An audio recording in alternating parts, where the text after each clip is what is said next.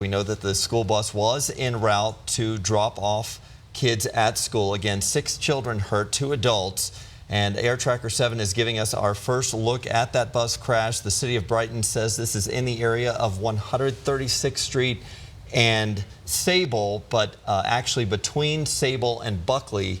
They're just south of the city of Brighton.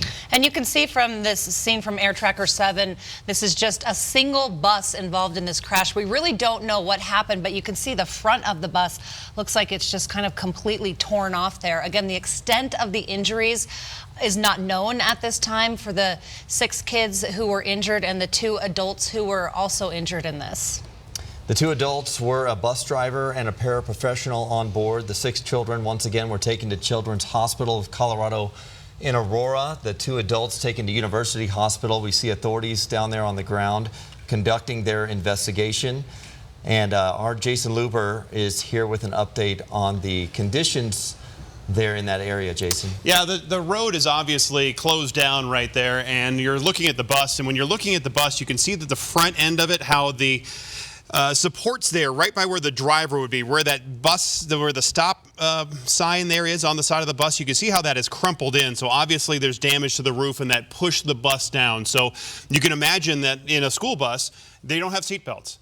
So the kids are thrown around, and when they're thrown around, they're going to be hitting the walls, the sides, the tops, and then getting back onto the floor of the bus. And you can see, at least from this view, I can see the skid marks going across 136th Avenue there. So it looks like from this vantage point, the bus was going westbound, going the opposite direction of the way it's facing right there, it looks like. And then it was lost control, went over to the right side, and then skidded. Maybe the driver overcorrected, started skidding, and then once it left the pavement, rolled, spun, and then ended up where it did on its wheels. So that's what it looks like to me right now. Obviously, 136th Avenue is going to be closed down in this area. Now, 136th Avenue is fairly busy. It's not horribly busy. There are a lot of ways to get around that south side of Brighton between Buckley and Sable. This is basically between Highway 85 and I-76 in that area. So there are ways around it. So as a traffic impact, it's minimal, I would say. It's not like a major interstate.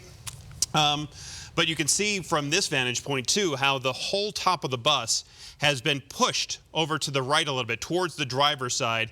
And that, again, indicates that that violent impact hit the side there, tore some of that metal, and then as it flipped back on its wheels. But I can only imagine what it was like for those children who were in the bus and then being thrown around, and it happened, I'm sure, within seconds. And they didn't have a chance to brace themselves or hold on. And it was, I'm sure, terrifying for them, and hopefully they're going to be helped out at the hospital. Well, there's really not a lot to hold on to in a school bus, too. And as you mentioned, seatbelts, that's been a big debate here in Colorado about whether we should have seatbelts in these school buses. This all happened just before 9 this morning. We know that bus was en route to drop kids off at school, but we still don't know the ages of the kids on this bus or what school they were headed to.